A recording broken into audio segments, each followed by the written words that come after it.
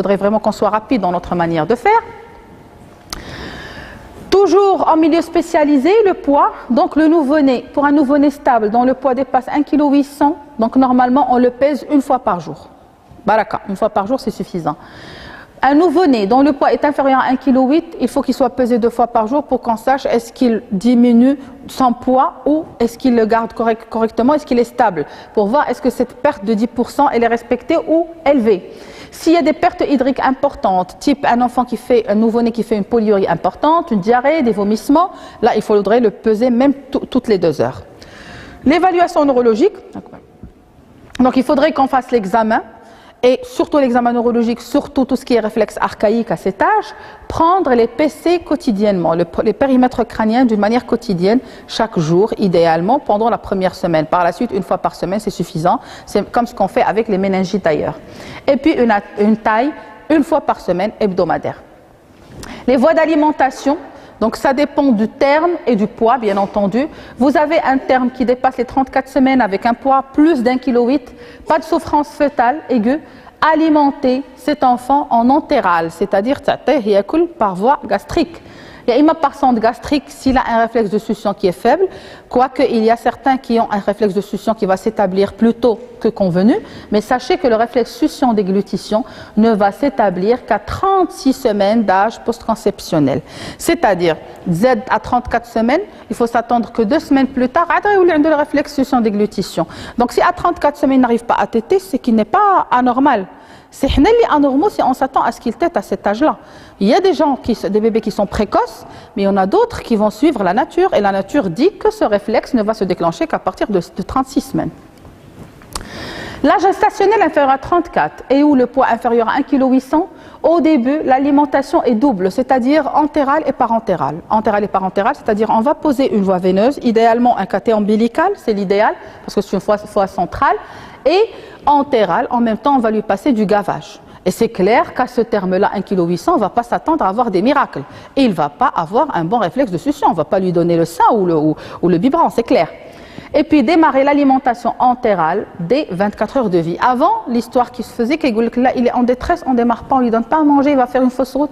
Maintenant, c'est l'histoire évolue. Vous mettez une sonde gastrique, mais quelle fausse route vous allez craindre? Donc à partir du moment où vous avez une sonde gastrique qui part direct au niveau de l'estomac, attendre les premières 24 heures et démarrer l'alimentation, parce que plus vous tardez, plus il risque de faire une entérocolite aussi. Mais idéalement, donner du lait maternel. Quel lait utiliser? Le plus adapté justement, c'est le lait maternel. Sauf si vous avez un âge gestationnel qui est moins de 33 semaines. Il faut enrichir. Vous allez me dire pourquoi. Une maman, quand elle est là, elle va accoucher par exemple à terme, tout se prépare à l'accouchement. Son corps se prépare à l'accouchement. Et le lait maternel aussi se prépare à l'accouchement, parce que là, elle est arrivée à maturité et même son lait est mûr. Quand elle accouche avant 33 semaines, son lait n'est pas assez riche. Donc, il y a encore besoin de protéines, de lipides, de glucides, de sels minéraux et de vitamines. Et donc, quand elle va accoucher à un terme précoce, à partir de J15 de vie de ce bébé, il faudrait enrichir ce lait en ces matières-là. Donc, insister auprès des mamans pour tirer leur lait en cas d'incapacité du nouveau-né à téter au sein. Et c'est ce qui nous arrive dans le service. Chaque fois qu'on a une disponibilité d'une maman, on insiste pour qu'elle nous laisse un biberon près de lait maternel. Donc, et là, sincèrement, au début, on avait pas mal d'entérocolites. Il y en a celles qui échappent, il y en a d'autres qui décèdent. Mais depuis qu'on insiste pour la tétée et pour le lait maternel, on les voit de moins en moins. Pourquoi? Parce qu'on essaie de donner le lait maternel qui est là, qui est à disposition. Donc, on va le mettre dans des petits réfrigérateurs et normalement, on peut le conserver. Vous allez voir que jusqu'à une semaine, nous, on ne les garde pas une semaine. Généralement, dans les 24 heures, on va essayer de le donner, on va le chauffer, on va le donner à ces bébés-là. S'il n'y a pas d'allaitement, on va donner un lait adapté pour prématurés, c'est les laits pré. Donc vous connaissez toute la gamme des laits pré, Prénane, Prénursi, Préaptamil, donc toute la gamme des laits pré. Le nombre de repas, 8 à 12 repas par jour. Donc plus il est petit, on va donner toutes les 2 heures. Parce qu'ils font beaucoup d'hypoglycémie, on ne va pas attendre 3 heures. Donc généralement, c'est 12 repas par jour parce qu'ils sont tout petits. Leur estomac, il est petit aussi, ils sont prédisposés à faire des hypoglycémies. Il y a autre chose. Ils sont aussi prédisposés à faire des reflux gastro-œsophagiens parce que même le système anti-reflux n'est pas encore bien établi. Vous allez vous retrouver avec beaucoup de vomissements chez les prématurés. À un certain moment, on mettait tous les bébés prématurés. Moi, de mon ère, c'est-à-dire quand j'ai commencé ma pédiatrie, je me rappelle, on mettait tous les bébés sous traitement anti-reflux et sous IPP systématique. Et c'est au fur et à mesure qu'on a compris qu'il ne fallait pas le faire systématiquement pour deux choses. Il y a des bébés qui vont échapper à ce reflux, même s'ils sont rares. La deuxième des choses, on a trouvé que les reflux de prématurés ne sont pas forcément des reflux acides. Avec la science, on a compris qu'il y a beaucoup plus de reflux alcalins et donc que ça ne servait à rien de les mettre sous antiacides puisque ça ne va pas donner un grand résultat. Le bébé, il va vomir malgré tout. Quelle surveillance? Donc l'abdomen, il faut voir est-ce qu'il est distendu, parce que s'il est distendu, c'est une prédisposition à l'entérocolite. Une augmentation du périmètre ombilical, vous allez voir que dans nos services, on va prendre le périmètre ombilical d'une manière assez rigoureuse. La circulation collatérale, est-ce qu'elle est établie? Quand il y a une circulation qui s'établit, c'est qu'il y a quelque chose qui cloche. La sensibilité abdominale, est-ce qu'il est douloureux? Le transit, les selles, leur fréquence pendant les 24 heures. Est-ce qu'il y a du sang dans les selles? C'est pas normal qu'on trouve du sang dans les selles. C'est l'entérocolite surtout qu'on craint. Après, il y a certaines viroses qui vont donner des rectorragies aussi. Le résidu gastrique, son aspect. Résidu gastrique, c'est-à-dire quand vous donnez à un bébé un gavage, on a injecté, on a la quantité à donner. Donc on s'en fout de l'absorption, parce que les quantités qu'il faut donner qui sont calculées, et quand on attend 2 ou 3 heures plus tard, puis on donne un deuxième gavage. Soit on le donne à la main, soit à la seringue autopulsée qui est réglée. Après, généralement avec un gavage discontinu, par exemple, si je donne un gavage maintenant à 14 heures par exemple, mon deuxième gavage à 16 heures, qu'est-ce que je vais faire? Je vais aspirer ce qu'il y a au niveau de l'estomac pour voir est-ce que cet enfant a pu digérer, est-ce qu'il a absorbé tout ça. Maintenant, si je donne par exemple 10 et je me retrouve avec 8 cc, il n'a rien digéré. Vous donnez plus, vous aggravez les choses, il va vous faire l'entérocolite. Vous allez forcer un système qui n'est pas prêt encore à absorber. Donc, on fait marche arrière. Vous avez ces résidus que vous avez montés, soit ils sont faits de lait lui-même, et donc on est rassuré, soit il devient brunâtre ou verdâtre, là il est en train de nous préparer une entérocolite. Donc tout ceci, on fait attention à tout ceci quand on a des bébés comme ça. Et puis bien sûr, on voit le poids. Un bébé qui va bien, il va prendre du poids, il y aurait une courbe qui est quand même assez ascendante. Les conditions de sortie après hospitalisation, quand est-ce qu'on va décider de faire sortir cet enfant? La première des choses, il doit bien téter. Parce que le gavage, c'est clair. Donc il doit bien téter, il doit bien prendre soit le biberon, soit le sein. La croissance régulière, est-ce qu'il a commencé à prendre du poids et d'une manière régulière? La taille d'une manière hebdomadaire? Est-ce qu'il arrive à réguler sa température? Vous allez me dire comment? Il était en couveuse jusque-là, on va le prendre, on va le mettre dans un berceau. Et donc le temps qu'on le sorte, il faudrait qu'on surveille sa température. Dans un berceau, c'est pas pareil, parce qu'il est à la maison, il va être dans un berceau tout simplement. Et si ces températures restent stables, c'est qu'il est prêt à sortir. Ce qui nous arrive, nous, le plus, c'est des fois de les mettre comme en unité kangourou avec leur maman au niveau de l'hôpital Farabi. On les fait transiter par l'hôpital Farabi, le temps d'être sûr qu'ils têtent bien, que tout se passe bien, à les faire sortir. Comme ça, on est progressif. Et puis, la stabilisation des fonctions vitales, bien sûr, les possibilités d'accueil du nouveau-né, et ça, c'est beaucoup plus dans le contexte occidental. Parce que chez nous, sincèrement, est-ce qu'il y a quelqu'un qui s'acharne à demander à cette famille « Il y a des assistantes sociales qui sont faites rien que pour ça en occidental. Chez nous, on n'est pas encore à ce stade, on aimerait bien l'être, mais c'est difficile. Parce qu'ailleurs, on ne le fait sortir que si on est sûr qu'il va être bien accueilli et dans les conditions qui se doivent. L'apprentissage des soins aux parents, surtout pour les dysplasies bronchopulmonaires, il faut dire qu'au Maroc, c'est rare, on a ces cas comme ça. Pourquoi? D'un côté, on n'a pas les 24 semaines, les tout petits qu'on fait survivre, et d'un autre côté, la plupart des dysplasies bronchopulmonaires, tellement ils font des complications, la plupart du temps, ils décèdent avant de sortir. Parce que s'ils sortent, ils vont sortir, moi jusqu'à maintenant, je n'ai fait sortir que 2 sous oxygène. Il faut dire quand même, à l'étranger, ils ne font pas sortir beaucoup de malades sous oxygène, mais problème, vous le faites sortir, il n'y a pas de société qui vous livre l'oxygène, il y a juste des petits condensateurs qui sont vendus, et c'est pas du tout le même oxygène qu'on devrait donner. C'est des bébés qui vont être là et c'est une charge supplémentaire à cette famille parce qu'on sait jamais, on peut jamais leur répondre quand est-ce qu'on peut sevrer cet enfant. C'est la famille qui dit l'oxygène au focage, on n'aura plus besoin de ça. Vous pouvez pas répondre. C'est une question qui reste biaidillah. On sait rien. De toutes les manières, on n'arrive pas à le sevrer. Il a des poumons dysplasiques.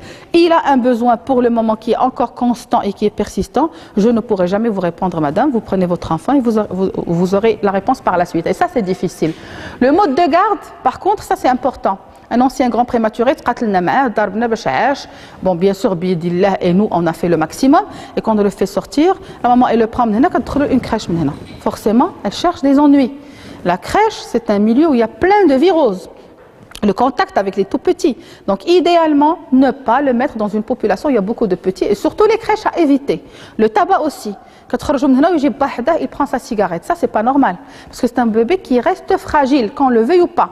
C'est des bébés qui sont prédisposés à faire beaucoup de bronchiolites et qui vont être tués, qui vont décéder à cause de ces bronchiolites. Un bébé normal né à terme, une bronchiolite, il a l'oxygène, ça peut être traitement direct ou l'imzienne. Un ancien prématuré, même si tu fais les mains et les pieds, il risque de décéder. Parce que le virus respiratoire syncytial, il reste vraiment très très grave pour les poumons de ces bébés-là. Heureusement que maintenant, il y a un vaccin, mais qui n'existe pas encore au Maroc, c'est le Synagis, qu'on va proposer à tous les bébés, c'est contre le virus respiratoire syncytial, tous les anciens prématurés, on leur prescrit ça. Et moi, sincèrement, quand j'ai des familles qui peuvent se permettre de le ramener depuis l'étranger, on le prescrit. Ça permet d'éviter les infections AVRS, surtout les bronchiolites pour les petits bas âges. La prévention donc, passe par le suivi régulier des grossesses. En anténatal, quand vous avez une maman qui a l'habitude d'avoir des problèmes de menaces d'accouchement prématuré, le col et tout, donc son gynéco il est au courant, il va la cercler. Donc le cerclage, c'est passer un fil au niveau du col, généralement à partir du 3e mois. C'est des mamans à qui on va demander de ne pas trop bouger, d'être la plupart du temps alité, de boire beaucoup d'eau. Donc c'est des conditions un peu particulières. Et bien entendu, c'est le gynéco qui va décider d'enlever ce cerclage le jour où il voudrait déclencher son accouchement, sauf si elle accouche d'une manière inopinée. S'il y a une béance de col, c'est ce qu'on va proposer. Les antibiotiques, si vous avez une infection vagino-urinaire, parce que ça va fragiliser les membranes. Une maman qui commence à contracter, premier réflexe, faire une CRP, faire une bandelette urinaire. Si vous avez une bandelette urinaire qui est en faveur d'une infection urinaire, l'infection urinaire peut faire accoucher une femme avant terme. Et beaucoup de femmes la plupart des femmes enceintes font des infections urinaires. Elles sont prédisposées à les faire, c'est pas parce qu'elles sont sales, non, parce que la flore elle est déséquilibrée et la maman elle est prédisposée parce que même son système immunitaire il devient très fragile. Et donc chaque fois qu'elle commence à contracter, la première des choses avant qu'elle ait de la fièvre, c'est penser à une infection urinaire et la traiter. Et puis en postnatal, traitement de l'hypertension gravidique, oui. Pourquoi? Parce que si c'est déséquilibré, si ça se déséquilibre, on est obligé de sacrifier l'enfant, entre parenthèses, désolé, c'est ça, pour ne pas sacrifier la mère. Parce que si elle est en éclampsie, elle risque de décéder. Et puis en postnatal, prévenir le refroidissement, l'hypoglycémie, donc toujours lutter contre l'hypothermie, bien sûr l'hypoglycémie, prévenir la maladie des membranes hyalines, et ça, c'est très important. On lance un message important aux jeunes médecins qui sont là. On a un moyen qui est rapide et efficace pour éviter la maladie des membranes hyalines, pour éviter qu'elle soit là. C'est tout simplement donner une corticothérapie anténatale intramusculaire. Le protocole qui existe, c'est 2 injections à 24 heures d'intervalle. Une injection aujourd'hui, une injection 24 heures plus tard de bêta-méthasone quand c'est une maman qui se présente et qui a commencé sa menace avant 34 semaines. C'est juste de la bêta-méthasone qui coûte dans les 12 à 13 dirhams. Une injection qui ne coûte rien du tout. Pourquoi j'insiste sur ça? Vous donnez vos 2 injections à 24 heures d'intervalle, vous faites éviter au bébé à venir une maladie des membranes hyalines qui lui coûte la vie. Et si on veut la traiter, sachez qu'un petit flacon de surfactant coûte 5000 dirhams, 5000 balles. Et on est obligé des fois d'utiliser 2 flacons. Et pour un CHU qui est d'arbre pour avoir le maximum, c'est pas évident. Sachez que des fois on se retrouve fausse l'âme, en rupture, en pénurie de surfactants. Et c'est des bébés qui arrivent, alors que normalement c'est très simple de donner 2 injections à 24 heures d'intervalle. Ça coûte rien à nos obstétriciens et à nos sages-femmes. Donc le pronostic immédiat, parlons du pronostic, plus la gestationnelle est faible, surtout moins 32 semaines, plus la mortalité est élevée. Surtout les 10 premiers jours de vie. Donc généralement, un prématuré, s'il ne décède pas les premiers jours de vie, surtout de souffrance anoxo-ischémique, surtout d'hypoxie, généralement, il a dépassé. Qui le risque infectieux et l'entérocolite. Donc les 10 premiers jours sont les plus graves dans la vie d'un prématuré. À moyen, à long terme, il y a les séquelles neurosensorielles, surtout chez les grands prématurés. C'est pourquoi c'est des bébés chez qui on va demander des potentiels évoqués auditifs avant la sortie, parce qu'ils font beaucoup de problèmes de surdité, surtout des surdités de perception. Ils font des problèmes visuels à cause de la rétinopathie du diabétique, plutôt la rétinopathie du prématuré, donc il faudrait quand même qu'on fasse attention. Et les séquelles neuropsychiques graves, qui sont aux alentours de 4 à 6%, type débilité mentale, troubles moteurs, surdité et aussi cécité. Et plus la gestationnelle est diminuée, plus le risque d'avoir ces complications est important. Pour conclure, La prématurité, c'est une cause importante de mortalité et de morbidité néonatale, vous avez bien vu. On a beaucoup de complications, plein de complications. La meilleure prévention passe par la connaissance de ces étiologies et savoir y pallier. Les facteurs prédisposants, bien sûr. Et donc, il y a nécessité de surveillance assidue, au moins jusqu'à l'âge scolaire de ces enfants-là. Sachez que c'est des enfants qui risquent de faire des complications jusqu'à l'âge de 10 ans. Il y a des enfants qui vont avoir des problèmes de dyscalculie. Problème des maths, tout simplement parce qu'il était ancien prématuré. Non, c'est pas ça, mais c'est des fonctions cérébrales qui ne se sont pas établies à temps. Donc normalement, il faudrait qu'on dépasse le stade d'y poser l'étiquette le shihad parce qu'on ne sait pas le passé, tout ce qui s'est passé en antérieur chez lui. Donc ça, c'était la prématurité. Je vais enchaîner directement par le retard de croissance intra-utérin.